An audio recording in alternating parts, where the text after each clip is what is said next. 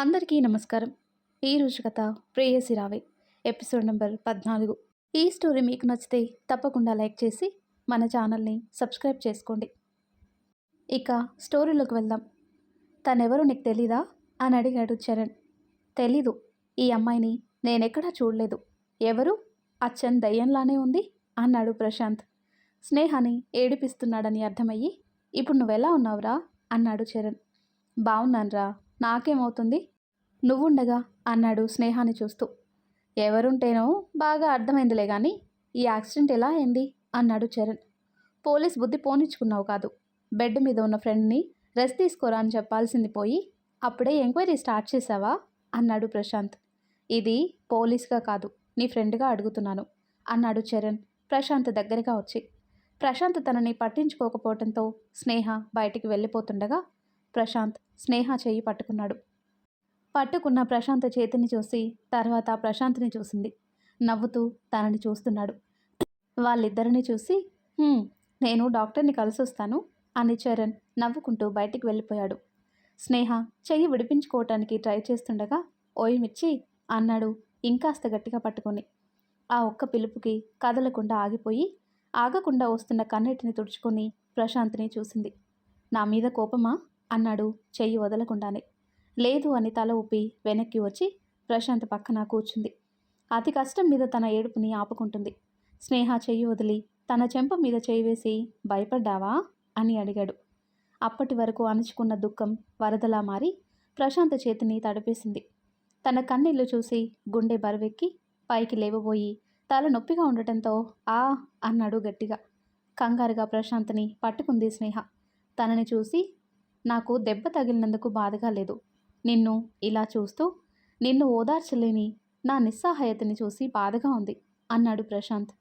నాకేం కాలేదు మిర్చి, ప్లీజ్ ఏడవకు అంటూ తన కన్నీళ్లు తుడిచాడు. నువ్వు నవ్వుతూ ఉంటే నేను ఇంకా త్వరగా కోలుకుంటాను అన్నాడు ప్రశాంత్.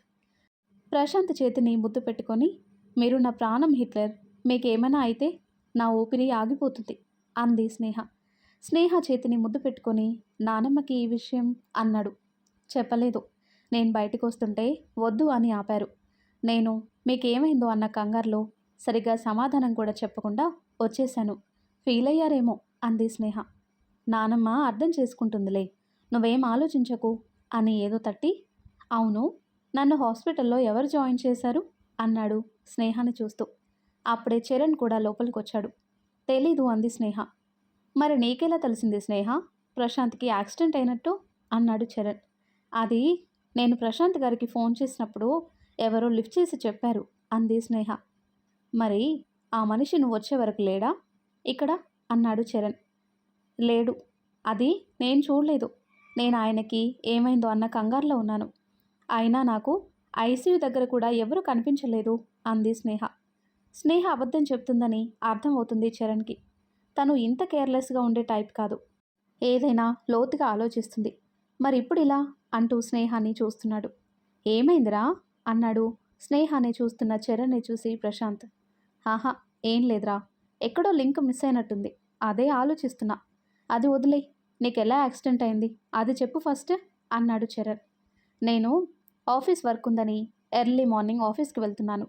దారిలో ఎవరో రోడ్డుకి అటువైపు పడిపోయి ఉండటం చూసి కార్ దిగి రోడ్డు క్రాస్ చేస్తుంటే ఒక వెహికల్ సడన్గా వచ్చింది. దాన్ని తప్పుకునే ప్రాసెస్లో నేను కింద పడిపోయాను. అప్పుడే నాకు రాయి తగిలినట్టుంది, స్పృహ కోల్పోయాను. కళ్ళు తెరిచి చూస్తే ఇదిగో ఇక్కడున్నాను అన్నాడు ప్రశాంత్. స్నేహ మళ్ళీ ఏడుస్తుంది. తనని చూసి మిర్చి ప్లీజ్ నువ్వు అలా ఏడవకే, నా గుండె ఎవరో మెలిపెట్టినట్టుగా ఉంటుంది నిన్నిలా చూస్తుంటే అన్నాడు ప్రశాంత్. కళ్ళు తుడుచుకొని మౌనంగా తలదించుకొని ఉంది. సరే జాగ్రత్తరా, రెస్ట్ తీసుకో, నేను మిగతా ఫార్మాలిటీస్ చూస్తాను, డాక్టర్ డిశ్చార్జ్ చేయొచ్చు అన్నారు, ఇంటికి వెళ్దామంటూ చరణ్ బయటికి వెళ్ళాడు. మీరు రెస్ట్ తీసుకోండి హిట్లర్ అంది స్నేహ. తల దిమ్ముగా ఉండటంతో సరే అని పడుకున్నాడు. తనని చూస్తూ ఇదంతా నా వల్లే, ముందు నా నిర్లక్ష్యంతో అమ్మ నాన్న విష్ణుని పోగొట్టుకున్నాను, ఇప్పుడు మీకు ఇలా అవ్వటానికి కారణం కూడా నేనే అని అనుకుంటూ ఏడుస్తూ ఉంటుంది స్నేహ. అర్థమైంది కదా, ఇప్పటికైనా నీ మొగుడికి దూరంగా ఉండు, లేదంటే ఇది జస్ట్ శాంపిల్ మాత్రమే అని వచ్చిన మెసేజ్ చదివి కోపంతో పిడికిలి బిగించింది స్నేహ. అసలు వాడు నా ప్రతి కదలిక ఎలా అబ్జర్వ్ చేస్తున్నాడు అనుకుంటూ రూమ్ అంతా పరీక్షించింది. తనకి అనుమానంగా ఎక్కడా అనిపించలేదు. ఇంత కరెక్ట్‌గా చూసింది చూసినట్టు ఎలా చెప్తున్నాడు అని ఆలోచిస్తూ ఉంటుంది. ఏంటి జింకపిల్ల, ఇచ్చిన డోస్ సరిపోలేదా? నీకు ఇది చాలని నేనే జాలి చూపించి వదిలేశాను. ఇంకోసారి నా జోలికి రావాలని ప్రయత్నిస్తే మాత్రం ప్రాణాలు తీసేస్తాను. ఇంకా నా ఆట అయిపోలేదు. ఎవరి కోసమైతే నాతో పెట్టుకున్నాడో వాళ్ళనే, అంటే నిన్ను నీ మొగుడు నుండి దూరం చేసి వాడికి బ్రతికుండగానే నరకం చూపిస్తాను అని వచ్చిన మెసేజ్ చదివి పడుకున్న ప్రశాంత్ని చూసి ఫోన్ తీసుకుని బయటికి వెళ్ళింది. కోపంగా ఇవాళ వీడంతు తేలుస్తాను అంటూ మెసేజ్లు వచ్చిన నెంబర్కి ఫోన్ చేసింది. ఫోన్ని చూసి నవ్వుకొని లిఫ్ట్ చేసి, నాకు తెలుసు జింకపిల్ల నువ్వు ఫోన్ చేస్తావని అన్నాడు. అసలు నీ ప్రాబ్లం ఏంటి? ఎందుకు ఇలా టార్చర్ చేస్తున్నావు? ఒప్పుకుంటాను, నేను నీకు వ్యతిరేకంగా సాక్ష్యాలు మీడియాకిచ్చాను. దానివల్ల 2 రోజులు జైల్లో ఉన్నావు, బయటపడ్డావు. ఇంకా ఎందుకు నా మీద పగ నీకు? నువ్వు నాకు నా అమ్మ, నాన్న, తమ్ముడిని దూరం చేసి అనాథని చేశావు. యాక్సిడెంట్ చేయించింది నువ్వే అని తెలుసుకొని నా భర్త నిన్ను చావంచుల వరకు తీసుకెళ్ళి వదిలేశాడు. బ్రతికే ఉన్నావుగా, దానికి సంతోషించాల్సింది పోయి ఆయన మీదే పగ పెంచుకుంటావా? ఆయన కాబట్టి కనీసం నిన్ను ప్రాణాలతో వదిలేశాడు. నేనైతే నీ శవం కూడా ఎవరికి దొరకకుండా కాల్చి బూడిద చేసేదాన్ని. చాలా ఆవేశపడ్డావు జింకపిల్ల. నీ వల్ల సమాజంలో నా పేరు ప్రతిష్టలు పోయాయి. నా పదవి పోయింది. పోగొట్టిన నా పరువుని నువ్వు మళ్ళీ తిరిగి తీసుకురాగలవా? ఏం చేస్తే అవన్నీ తిరిగొస్తాయి నాకు అన్నాడు పరందామయ్య. జనాలకి మంచి చేస్తే తిరిగొస్తాయి, ఇలా ప్రాణాలు తీస్తే కాదు. నీకు భయపడి నేను ఆయనకి దూరం అవ్వను. ఏం చేసుకుంటావో చేసుకో అంటూ ఫోన్ పెట్టేస్తూ మళ్ళీ ఆగి, నువ్వు ఆయన్ని వాడు వీడు అనటం నాకు నచ్చలేదు. ఇంకోసారి మా ఆయన్ని ఇలా రెస్పెక్ట్ లేకుండా పిలిస్తే అందరి ముందు నీ చెంప పగలగొట్టి పరువు నష్టం దావా కింద నీ మీద పోలీస్ కంప్లైంట్ ఇస్తాను. అప్పుడు ఉన్న పరువు కాస్త వీధిన పడుతుంది. నా గురించి తెలుసుగా, తెలిసే ఉంటుందిలే. ఆల్రెడీ ఒకసారి నా వల్ల జైల్లో 4 రోజులు చిప్పకూడు తిన్నావుగా, అయినా ఎలా మర్చిపోతావులే అని వెటకారంగా నవ్వి ఫోన్ పెట్టేసింది. ఫోన్ పెట్టేశాక వెనక్కి తిరిగే స్నేహకి ప్రశాంత్ ఉన్న రూమ్లో నుండి మంకీ క్యాప్ పెట్టుకున్న వ్యక్తి బయటికి వెళ్తూ కనిపించాడు. అతన్ని చూసి షాక్ అయ్యి, హే ఎవరు నువ్వు అంటూ అతని వెనక 4 అడుగులు వేసి ఆగిపోయి, ప్రశాంత్ అంటూ కంగారుగా వెనక్కొచ్చి రూమ్ డోర్ తీసింది. ఆ సౌండ్కి మెలకు వచ్చిన ప్రశాంత్ కళ్ళు తెరిచాడు. తనని చూసి కూల్ అయ్యి ప్రశాంత్ దగ్గరికి వచ్చింది. ఏమైంది, టెన్షన్గా కనిపిస్తున్నావు, ఆ చెమటలేంటి అన్నాడు ప్రశాంత్. భయపడితే అంతే అంటూ లోపలికొచ్చాడు చరణ్. భయం ఏంట్రా? అయినా తనెందుకు భయపడుతుంది అన్నాడు ప్రశాంత్. ఏమో, నీకు తెలియకుండా ఏమైనా దాస్తుందేమో. నిజాన్ని దాచినప్పుడే మనిషి ఎక్కువగా కంగారు పడతాడన్నాడు చరణ్ స్నేహాన్ని చూస్తూ. అదేం లేదన్నయ్య, నేనేం దాస్తాను, అయినా ఏముందని దాయటానికి అంది చెమటలు తుడుచుకుంటూ. ఎందుకు స్నేహ ఇంకా దాస్తావు, వాడిప్పుడు బాగానే ఉన్నాడు కదా అన్నాడు చరణ్. దేవుడా, అన్నయ్యకి తెలిసిపోయిందా? ప్రశాంత్కి తెలిస్తే అంటూ ప్రశాంత్ని చూసింది స్నేహ. అప్పటికే తన వైపు చూస్తున్నాడు ప్రశాంత్. అతన్ని చూసి తల అడ్డంగా ఊపింది, ఏమీ లేదన్నట్టు. చరణ్ అందుకొని, అదే స్నేహ, వాడికి ఇలా అయినందుకు నువ్వు చాలా బాధపడుతున్నావు కదా, ఇప్పుడు వాడికి బాగానే ఉంది కదా, ఇంకెందుకు ఫీల్ అవ్వటం, కూల్గా ఉండు అంటున్నా అన్నాడు చరణ్. ఒక్క క్షణం భయపెట్టావు కదరా అన్నాడు ప్రశాంత్. డౌట్ లేదు, అన్నయ్యకి అనుమానం వచ్చింది అనుకుని సైలెంట్గా కూర్చుంది స్నేహ. నువ్వు నిజాన్ని ఎక్కువసేపు దాయలేవు స్నేహ, అలాగే అన్యాయాన్ని కూడా సహించలేవు. ఎన్ని రోజులు ఇలా ఉంటావో నేను చూస్తా అనుకుంటూ ఉంటాడు చరణ్. నాకు ఇక్కడ ఉండాలని లేదు. ఏరా, ఫార్మాలిటీస్ అయిపోయాయా, ఇంటికి వెళ్ళిపోవచ్చా అన్నాడు ప్రశాంత్ ఆలోచనలో ఉన్న చరణ్ని చూస్తూ. హారా వెళ్దాం అంటూ ఉండగా డాక్టర్ వచ్చి ప్రశాంత్ని చెక్ చేసి, నథింగ్ టు వర్రీ, కొంచెం స్ట్రెస్ ఇవ్వకుండా చూసుకోండి అని చెప్పి వాడాల్సిన మందులు రాసి స్నేహకిచ్చి, ఈ మెడిసిన్స్ ఒక 1 వీక్ వేసుకుంటే పూర్తిగా రికవర్ అవుతారు అని చెప్పి వెళ్ళిపోయాడు డాక్టర్. చరణ్ ప్రశాంత్ని పట్టుకొని నడిపిస్తూ ఉండగా స్నేహ మందుల చీటీ పట్టుకొని ఫార్మసీకి వెళ్ళింది. కాసేపటికి మెడిసిన్స్ తీసుకొని ఇంటికి బయలుదేరారు. నన్నే అనేసి మాటలంటావా, ఇప్పుడు ఇస్తా చూడు నీకు జలక్, నీ చేత్తో నువ్వే మీ ఆయన్ని చంపుకునేలా చేస్తా అని క్రూరంగా నవ్వుతున్నాడు పరందామయ్య. ఇంటికి చేరిన ప్రశాంత్ని చూసి వరలక్ష్మి షాక్ అయ్యి అలాగే బొమ్మలా నించొనుంది. స్నేహ వెళ్ళి అమ్మమ్మ అంటూ వరలక్ష్మిని కదిపింది. అప్పుడు ఈ లోకంలోకి వచ్చి ప్రశాంత్ని చూసి, చిన్న ఏమైంది నాన్న, తలకి ఆ కట్టేంటి అంటూ ఏడుస్తూ ప్రశాంత్ని తడుముతూ ఉంటుంది. అబ్బా నానమ్మ నాకేం కాలేదు, హాస్పిటల్లో అది, ఇక్కడ నువ్వా, ఆపండి మీ ఏడుపులు అంటూ విసుక్కున్నాడు ప్రశాంత్. అమ్మమ్మ ఏం కాలేదు, ఆయన బాగున్నారు, మిమ్మల్ని ఇలా చేస్తే ఆయన ఇంకా లో అయిపోతారు, ఊరుకోండి అంటూ ఓదారుస్తుంది స్నేహ. ఎలా జరిగింది అంది వరలక్ష్మి. నేను చెప్తానమ్మమ్మ, నువ్వు ఇలారా కూర్చో అంటూ సోఫాలో కూర్చోబెట్టి, స్నేహ నువ్వు వాటిని తీసుకెళ్ళు అన్నాడు చరణ్. సరే అని తలూపి ప్రశాంత్ని పట్టుకుని తీసుకెళ్తుంది స్నేహ. అప్పటి వరకు స్నేహ భుజం మీద చేయి వేసి సపోర్టుతో నడిచినవాడు వారి రూమ్ దగ్గరలోకి రాగానే భుజం మీద చెయ్యి తీసి స్నేహ నడుం మీద వేశాడు. నడుస్తున్నదల్లాగి ఏంటిది అన్నట్టు చూసింది. నేనేం చేయలేదు, నా చెయ్యే వేసింది అన్నాడు ప్రశాంత్. స్నేహ ప్రశాంత్ చేతిని తీసేసి, మీ దెబ్బ నయం అయ్యే వరకు ఇలాంటి వేషాలే తగ్గించుకోండి అంటూ రూమ్కి వెళ్ళిపోయింది. ఒసేయ్ ఇప్పటి వరకు బాగానే పట్టుకున్నావు కదా, ఇప్పుడు వదిలేసావేంటి అన్నాడు రూమ్లోకి వచ్చి తలుపేస్తూ. మీరు బాగానే ఉన్నారు కదా, ఇంకెందుకు అంది స్నేహ అటువైపు తిరిగి బెడ్ సరిచేస్తూ. ఏమన్నావు, ఏది ఇంకోసారను అన్నాడు స్నేహాన్ని చూస్తూ. ఈసారి స్నేహ ఏం మాట్లాడలేదు. మీరు రెస్ట్ తీసుకోండి, నేను మీకోసం ఏమైనా చేసుకొని తీసుకొస్తాను అంటూ అలాగే ముందుకు వెళ్ళి ర్యాక్స్లో బుక్స్ సర్దుతుంది. అవన్నీ బాగానే ఉన్నాయి కదా, వాటిని ఎందుకు మళ్ళీ సర్దుతున్నావు, అసలు ఏం చేస్తున్నావు మిర్చి అన్నాడు అనుమానంగా చూస్తూ. అయినా స్నేహ ఏం మాట్లాడలేదు.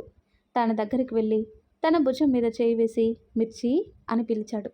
చేస్తున్న పని ఆపేసి సైలెంట్గా నించునుంది, కానీ వెనక్కి తిరగలేదు. నా వైపు తిరుగు అన్నాడు ప్రశాంత్. స్నేహ తిరగలేదు. ఏమైంది నీకు అంటూ తనని వెనక్కి తిప్పాడు. స్నేహ కళ్ళు ఎర్రగా అయిపోయి తన కళ్ళ నిండా నీళ్లున్నాయి. తనని అలా చూసి షాక్ అయ్యి, హే పిచ్చి ఎందుకు ఏడుస్తున్నావు అంటూ హక్ చేసుకున్నాడు. వదిలేస్తే ఎక్కడ దూరం అయిపోతాడో అన్నట్టుగా గట్టిగా హక్ చేసుకుని ఏడుస్తుంది స్నేహ. తనని కాసేపు అలాగే ఉండనిచ్చి తర్వాత వదిలి ఏడ్చి ఏడ్చి ఎక్కిళ్ళు పెడుతూ తల దించుకోనున్న స్నేహాన్ని చూసి, ఏమైంది మిర్చి, నాకేమైనా అవుతుందని భయపడ్డావా, లేదా ఇంకేమైనానా అన్నాడు. మీకేం కాదు హిట్లర్, ఏం కాదు, నేనేం కానివ్వను, ఒకవేళ అలాంటి పరిస్థితి వస్తే మీ ముందు నేనుంటాను అంటూ ప్రశాంత్ని పట్టుకొని ఏడుస్తుంది. ఏడుస్తున్న స్నేహాన్ని చూసి బాగా భయపడినట్టుంది. ఇలా కాదు, తనని డైవర్ట్ చేయాలి, కానీ ఎలా అనుకుంటూ ఏదో మెరిసిన వాడై, బంగారం ఐ లవ్ యూ అన్నాడు ప్రశాంత్. ఈ వాయిస్, ఈ డైలాగ్ ఇంతకు ముందు ఎక్కడో విన్నానే అనుకుంటూ ప్రశాంత్ను వీడి అనుమానంగా చూస్తుంది. నవ్వుతూ, ఏంటి బంగారం, నేను నిన్ను ప్రేమిస్తుంటే నువ్వు ఇంకెవరినో ప్రేమిస్తున్నా అంటావు, సర్లే నన్ను చూస్తే కళ్ళు మూసి నోరు తెరుస్తావు, ఒక్కసారి ఆలోచించుకో మరి అంటూ ఒక్కొక్క డైలాగ్ చెప్పుకుంటూ పోతున్నాడు. ఒక్కొక్కటిగా మెదడులో మెదిలి, అంటే ఆ రాంగ్ నెంబర్ గాడు మీరేనా అంది స్నేహ ప్రశాంత్ని చూస్తూ ఆశ్చర్యంగా. అవును మిర్చి, కానీ నాకిప్పుడు దెబ్బ తగిలింది కదా, కొంచెం ఆ విషయం దృష్టిలో పెట్టుకో బంగారం అన్నాడు కళ్ళు చిన్నవి చేసి. మీరు నన్ను ఇంత మోసం చేస్తారా, అంటే ఆ రోజు రెస్టారెంట్లో నా పక్కనే ఉండి నాకు మెసేజ్ చేశారా, నేను ఇలా కనుక్కోలేకపోయాను అంటుంది. నువ్వే పెద్ద తింగర్ దానివి కదా, అందుకే అన్నాడు ప్రశాంత్ నవ్వుతూ. మిమ్మల్ని అంటూ ప్రశాంత్ భుజం మీద కొడుతూ ఉంటుంది. ఆగవే మిర్చి అని తన చేతులు పట్టుకున్నాడు. ఎంత ఏడిపించారు నన్ను అంది బుంగమూతి పెట్టుకుని. అయ్యో బంగారం, నీతో అలా మాట్లాడటం నాకు స్ట్రెస్ రిలీఫ్ తెలుసా, ఎంత బిజీగా ఉన్నా నీ ఎక్స్ప్రెషన్స్, నీ మాటలు గుర్తొస్తే మనసుకి చాలా ప్రశాంతంగా అనిపించేది. సో మీకు నేను కామెడీ పీస్నే అయిపోయానన్నమాట అంటుంది స్నేహ. ఇందుకే నిన్ను తింగరి అంది.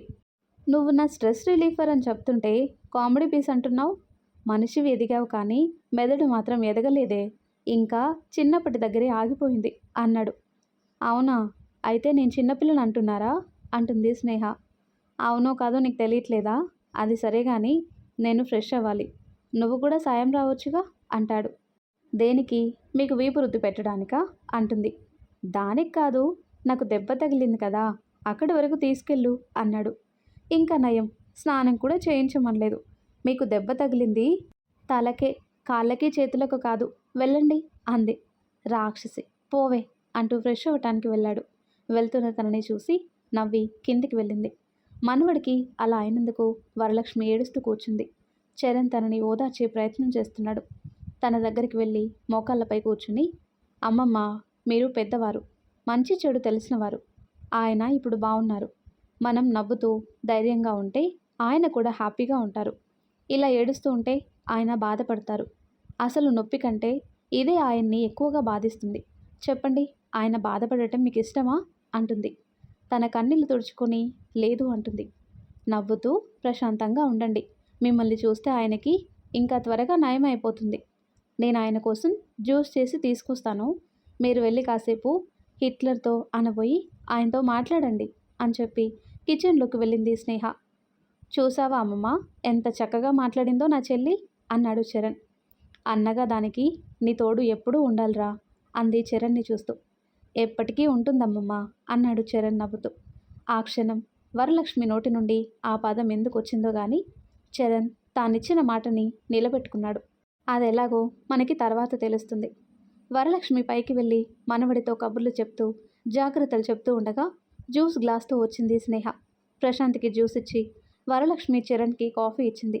మరి నువ్వు అన్నాడు స్నేహాని చూసి ప్రశాంత్. నాకొద్దు, మీరు తాగండి అంది స్నేహ. అదేంటి, నేను తాగిస్తా, సగం తాగు అన్నాడు ప్రశాంత్. అమ్మమ్మ, అన్నయ్య ఉన్నారని కళ్ళతోనే సైగ చేసి మీరు తాగండి, నేను కాఫీ తాగుతాను అంది పైకి. తాను తాగకుండా గ్లాస్ అలాగే పట్టుకొని వాళ్ళతో కబుర్లు చెప్తున్నాడు ప్రశాంత్. వారిద్దరూ కాఫీ ముగించి మనం వెళ్దాం అమ్మమ్మ, వాడు మనం ఉంటే తాగేలా లేడు అన్నాడు చరణ్. చిన్నాకి ఈ మధ్య అల్లరి ఎక్కువ అవుతుంది అని నవ్వుకుంటూ ఇద్దరూ వెళ్ళిపోయారు. వాళ్ళు వెళ్ళగానే ఏంటి మీరు అసలు కొంచెం కూడా సిగ్గులేదా? ఎవరైనా అలా చేస్తారా? మీకు ఇచ్చినప్పుడు తాగేయచ్చు కదా అని కాఫీ ట్రే తీసుకుని వెళ్తున్న స్నేహ చెయ్యి పట్టి ఆపాడు. వదలండి, వెళ్ళాలి అంది స్నేహ.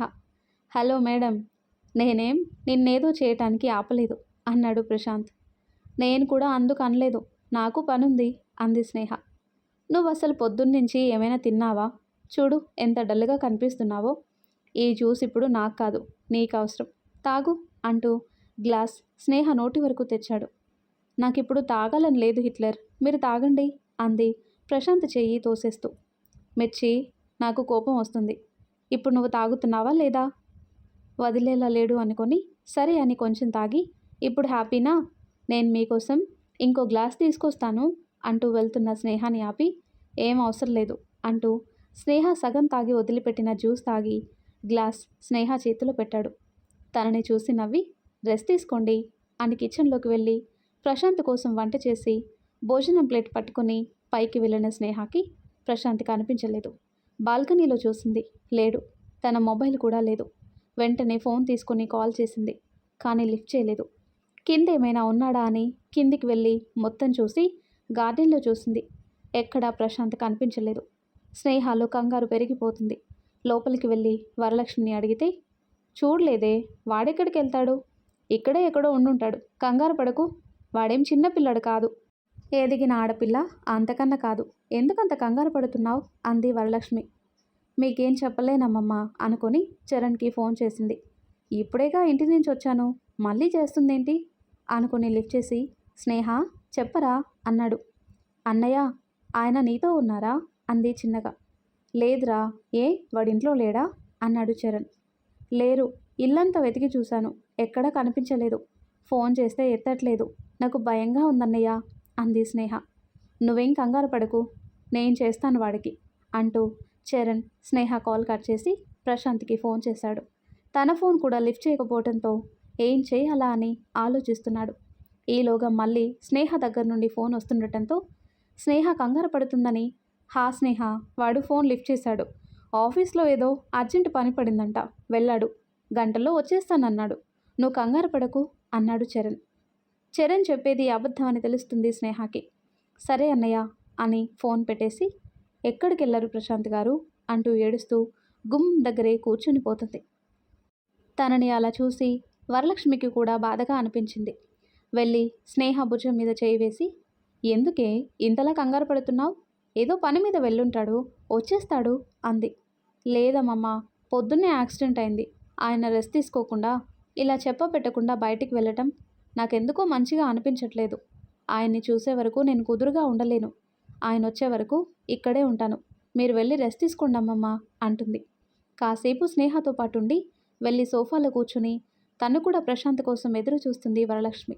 ఈలోగా తన ఫోన్ మెసేజ్ టోన్ వినిపించడంతో వెంటనే వెళ్ళి చూసింది స్నేహ. తన ఫోన్కి ఏవో మెసేజ్లు వచ్చి ఉన్నాయి. ఓపెన్ చేసి చూస్తే వాట్సాప్లో ఫోటో సెండ్ చేశారు ఎవరో. ఎవరివి అనుకుంటూ ఓపెన్ చేసింది. ఆ ఫొటోస్ చూసి షాక్ అయ్యి ఫోన్ పట్టుకొని అలాగే చూస్తుంది. తన కళ్ళల్లో నుండి నీళ్ళు వస్తూనే ఉన్నాయి. స్నేహ కదలకుండా ఫోన్ పట్టుకొని అలాగే నించుని ఉండటంతో ఏమైందే, వాడేమైనా మెసేజ్ పెట్టాడా అన్నారు వరలక్ష్మి. కళ్ళు తుడుచుకొని లేదమ్మమ్మ ఎవరో అని చెప్పి ఫోన్ పట్టుకొని బయటికి వెళ్ళి ప్రశాంత్ కోసం చూస్తుంది. ఎప్పటికో అర్ధరాత్రికి ఇంటికి చేరుకున్నాడు ప్రశాంత్. అది కూడా చరణ్ ప్రశాంత్ని పట్టుకొని తీసుకొస్తున్నాడు. పరుగున వెళ్ళి ప్రశాంత్ రెండో వైపు పట్టుకొని ఏమైందన్నయ్య అని అడిగింది కంగారుగా. వాడు కొంచెం తాగున్నాడు, నువ్వేం కంగారు పడకు అంటూ లోపలికి తీసుకెళ్ళి సోఫాలో కూర్చోబెట్టారు. మోకాళ్ళపై కూర్చుని ప్రశాంత్ని చూస్తూ ఏడుస్తుంది స్నేహ. వరలక్ష్మి షాక్ అయ్యి ఏంట్రా వాడు తాగటం ఏంటి, అసలేమైంది అని అడిగింది. తెలీదమ్మమ్మ, నేను వెళ్తుంటే దారిలో ప్రశాంత్ కారు ఆగి ఉండటం చూసి మీరు కంగారు పడుతున్నారని చెప్పడానికి వెళ్ళాను. అప్పటికి వాడు కాన్షియస్లో లేడు. మార్నింగ్ లేస్తాడుగా, అప్పుడు మాట్లాడదాం అని ప్రశాంత్ని తన రూమ్కి తీసుకెళ్ళి బెడ్ మీద పడుకోబెట్టాడు. నువ్వేం కంగారు పడుకో స్నేహ, ఏదున్నా రేపు మాట్లాడదాం. నువ్వు కూడా ప్రశాంతంగా పడుకో అంటూ స్నేహ తల మీద చేయి వేసి అన్నాడు. చిన్నగా నవ్వి తలూపింది. నేను కూడా ఈ నైట్ ఇక్కడే ఉంటాను, ఏదైనా అవసరం ఉంటే పిలువు, పక్క రూమ్లోనే ఉంటాను అని చెప్పి వెళ్ళిపోయాడు. ప్రశాంత్ని చూస్తూ వెళ్ళి అతని పక్కన కూర్చుంది. మీరెందుకు ఇలా చేస్తున్నారు హిట్లర్, ఏం దాస్తున్నారు నా దగ్గర, ఏ కారణం మిమ్మల్ని ఇలా చేసేలా చేస్తుంది అంటూ ప్రశాంత్ నుదుట ముద్దు పెట్టి తన పక్కనే పడుకొని ప్రశాంత్ని చూస్తూ ఏడ్చి ఏడ్చి ఉండటం వల్ల మెల్లిగా నిద్రలోకి జారుకుంది. మార్నింగ్ ప్రశాంత్ లేచేసరికి స్నేహ పక్కన లేదు. తల పట్టుకుని లేచిన ప్రశాంత్ తన రూమ్లో ఉండటం చూసి ఎవరు తీసుకొచ్చుంటారు అని ఆలోచిస్తున్నాడు. ఏరా తాగింది దిగిందా అంటూ లోపలికొచ్చాడు చరణ్. నువ్వేనా నన్ను నైట్ ఇంటికి తీసుకొచ్చింది అన్నాడు ప్రశాంత్. నేనేరా, తాగి రోడ్డు మీద పడటం ఎప్పటి నుండి అలవాటు చేసుకున్నావు అన్నాడు. ఏం మాట్లాడుతున్నావురా, నేను తాగటం ఏంటి అన్నాడు ప్రశాంత్ కోపంగా. అంటే తాగింది కూడా మర్చిపోయేంతగా తాగావన్నమాట అన్నాడు చరణ్. రేయ్, ఇంకోసారి నేను తాగానంటే నేనేం చేస్తానో నాకే తెలీదు.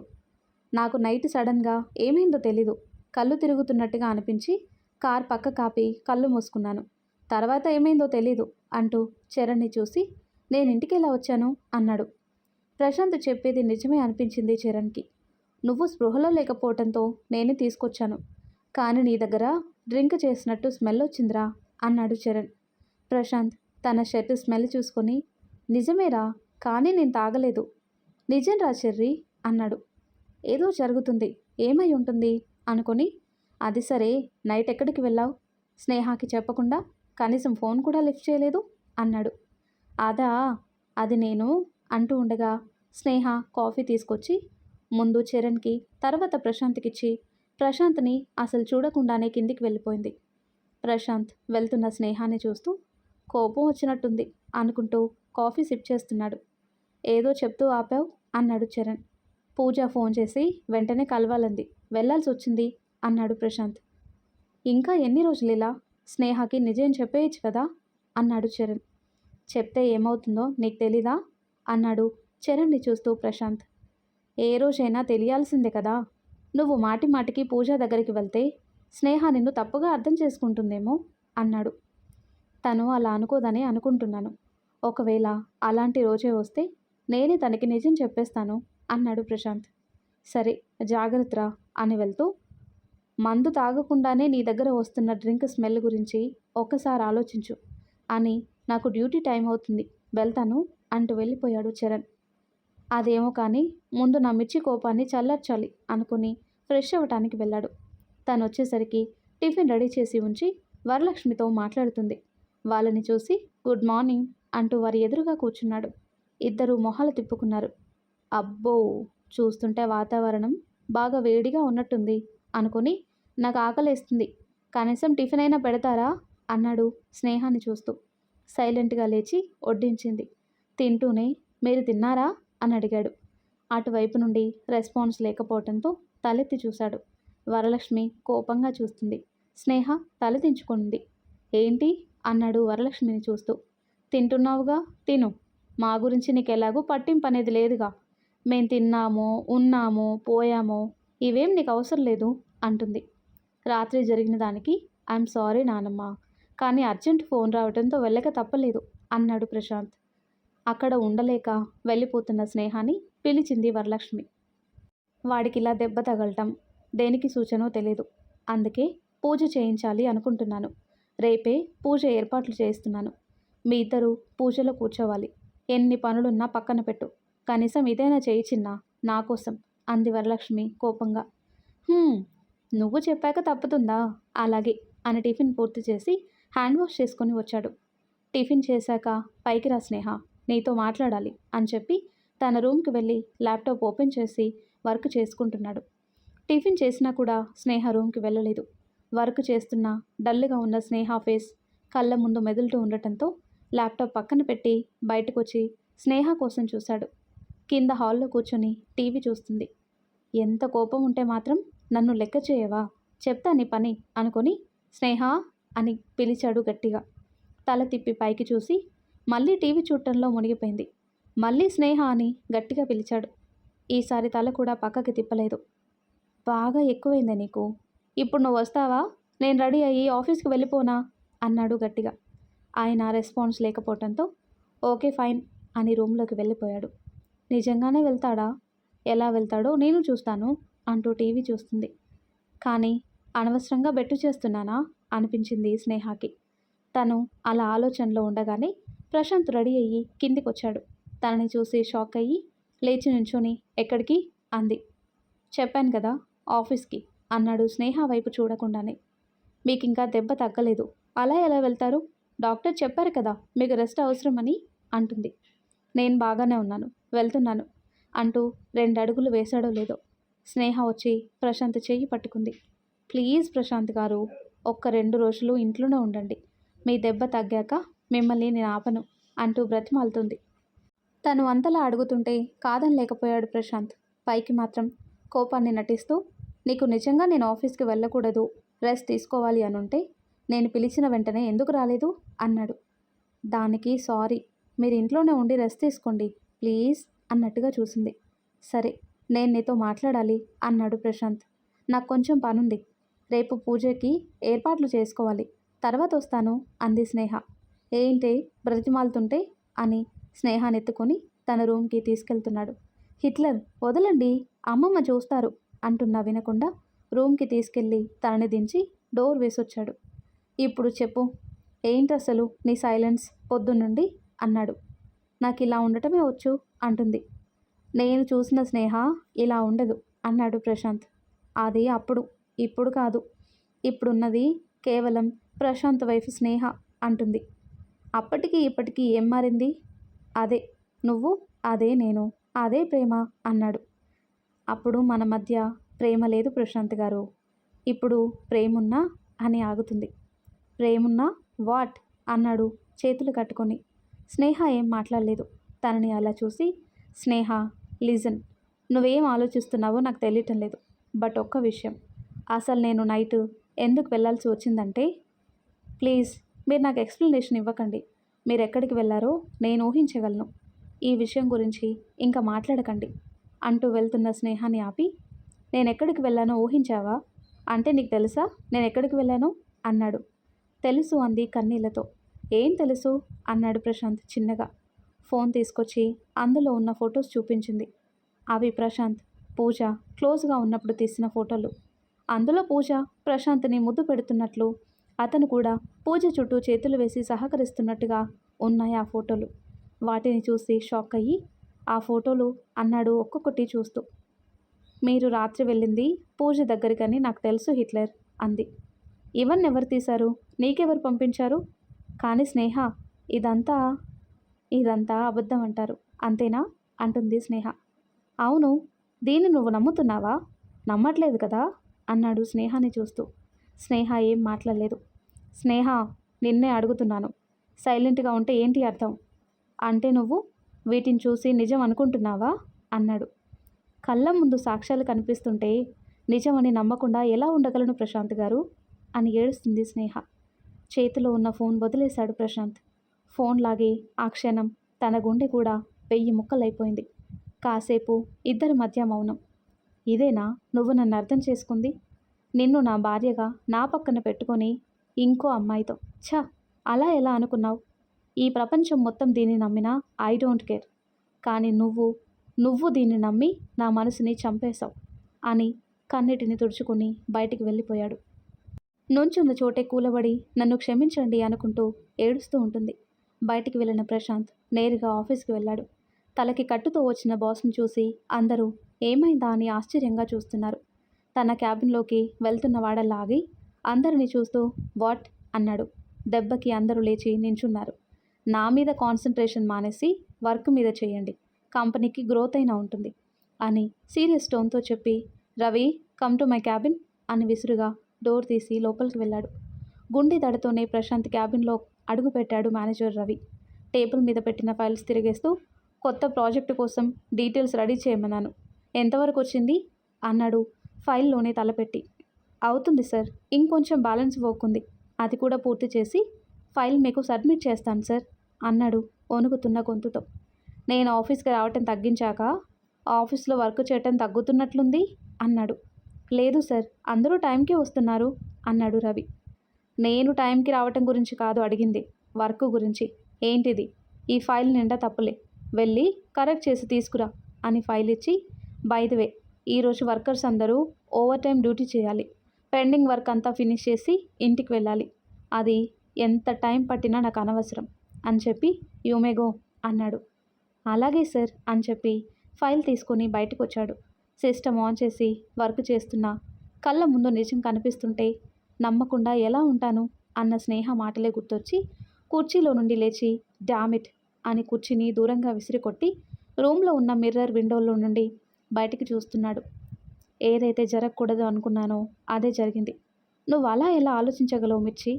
నిన్ను తప్ప ఇంకొకరిని నా లైఫ్లో ఛ అంటూ టేబుల్ని బలంగా గుద్దాడు. ఇంతలో ఫోన్ రింగ్ అవుతూ ఉండటంతో ఎవరా అని తీసి చూశాడు. మిర్చి అని స్క్రీన్ మీద కనపడగానే కట్ చేసేశాడు. అయినా తను చేస్తూనే ఉండటంతో స్నేహ కాల్ కట్ చేసి ఫోన్ స్విచ్ ఆఫ్ చేసేశాడు. మేనేజర్ ఫైల్ కరెక్ట్ చేసి ప్రశాంత్కి ఇచ్చాడు. ఎంప్లాయీస్ అందరూ వెళ్ళండి, ఇంకోసారి నేను అడిగినప్పుడు వర్క్ పెండింగ్ పడితే ఊరుకోను అని సీరియస్గా వార్నింగ్ ఇచ్చి, మిమ్మల్ని ఎందుకు అంటున్నా అంటే మేనేజర్గా వర్క్ టైంకి కరెక్ట్గా అయ్యాయా లేదా చూడటం మీ రెస్పాన్సిబిలిటీ, హోప్ యూ అండర్స్టాండ్ అని వెళ్ళమన్నాడు. అతను సారీ సార్, ఇంకోసారి రిపీట్ అవ్వకుండా చూసుకుంటాను అని చెప్పి వెళ్ళిపోయాడు. కాసేపటికి ఎంప్లాయీస్ అందరూ వెళ్ళిపోయారు. ప్రశాంత్ ఒక్కడే ఆఫీస్లో ఉన్నాడు. ఎన్నిసార్లు చేసినా ప్రశాంత్ ఫోన్ స్విచ్ ఆఫ్ వస్తుండటంతో టైం 10 అయినా ఇంటికి రాలేదని స్నేహాని ఆఫీస్కి బయలుదేరింది. బయట సెక్యూరిటీకి తానెవరో చెప్పి లోపలికి అడుగుపెట్టింది స్నేహ. ఎంప్లాయీస్ అందరూ వెళ్ళిపోవటంతో ఆఫీస్ అంతా చీకటిగా ఉంది. ఎటు వెళ్ళాలో తెలియక ఒక్కో క్యాబిన్ చూసుకుంటూ వెళ్తుంది స్నేహ. ప్రశాంత్ ఉన్న రూమ్ డోర్ తీసేసరికి తల పట్టుకుని కళ్ళు మూసుకొని కూర్చొనున్నాడు. మొదటిసారి అతన్ని పిలవాలంటే భయంగా ఉంది స్నేహకి. ప్రశాంత్ గారు అంది వణుకుతున్న గొంతుతో. ఆ పిలుపుకి కళ్ళు తెరిచి డోర్ వైపు చూశాడు. స్నేహ నించునుంది. ఎందుకొచ్చావు అన్నాడు కోపంగా. మీరింకా ఇంటికి రాలేదని అంది చిన్నగా. హో, ఆఫీస్లో ఉన్నానో లేదో అని చూసిపోవటానికి వచ్చావా అన్నాడు చైర్లో నుండి లేస్తూ. ప్రశాంత్ గారు ప్లీజ్, నా ఉద్దేశం మిమ్మల్ని అనుమానించటం కాదు అంది అడుగు ముందుకు వేసి. హిట్లర్ కాస్త ప్రశాంత్ గారు అయిపోయింది కదా. ఒకప్పుడు నువ్వు నన్ను తిడుతూ పిలుస్తున్నా నాకు అందులో ప్రేమే కనిపించేది మిర్చి. ఇప్పుడు నువ్వు ఇంత రెస్పెక్ట్తో పిలుస్తుంటే నాకు నువ్వెంత దూరంలో ఉన్నావో అర్థమైంది. ప్లీజ్ ఇక్కడ నుండి వెళ్ళిపో. నిన్ను చూస్తుంటే నా బాధ ఇంకా ఎక్కువ అవుతుంది. ప్లీజ్ గో అవే ఫ్రమ్ మీ అన్నాడు. స్నేహ ఏడుస్తూ చూస్తుంది ప్రశాంత్ని. తన ఏడుపు వినిపిస్తున్న స్నేహాని దగ్గర తీసుకుందామని ఉన్నా తన దగ్గరికి వెళ్ళలేక, తనని అలా చూడలేక ప్రశాంత్కి నరకం కనిపిస్తుంది. ముందు నువ్వు బయటికి నడువు అంటూ తన చెయ్యి పట్టుకుని బయటికి తీసుకొచ్చి ఇంటికి వెళ్ళు స్నేహ అని చెప్పి పట్టుకున్న తన చేతిని వదిలేసి మళ్ళీ తన క్యాబిన్కి వెళ్ళి డోర్ వేసుకున్నాడు. ప్రశాంత్ గారు ప్లీజ్ ఒక్క నిమిషం నా మాట వినండి. మీరు ఇంటికి రాకపోతే అమ్మమ్మ అడుగుతారు, తనకి నేనేమని చెప్పను? ప్లీజ్ ప్రశాంత్, ఇంటికి వెళ్దాం రండి అంటూ డోర్ కొడుతూ ఉంటుంది. ఎంతసేపటికి ప్రశాంత్ డోర్ తీయకపోవటంతో లేచి కళ్ళు తుడుచుకొని, నేను వెళ్తున్నాను, మీ ఇష్టం, ఎప్పుడొస్తారు రండి అంటూ బయటికి నడిచింది. అప్పటికే టైం 11 అవటంతో రోడ్డు మీద వెహికల్స్ ఏం తిరగటం లేదు. దానికి తోడు వర్షం పడుతూ ఉండటంతో మొండిగా రోడ్డు మీద నడుచుకుంటూ వెళ్తుంది స్నేహ. మరి ఆ తర్వాత ఏం జరుగుతుందో నెక్స్ట్ వీడియోలో తెలుసుకుందాం. ఎంతో ఇంట్రెస్టింగ్గా ఉండే ఈ స్టోరీ నెక్స్ట్ పార్ట్స్ కోసం ఈ వీడియో లైక్ చేసి మన ఛానల్ని తప్పకుండా సబ్స్క్రైబ్ చేయండి. Thanks for watching.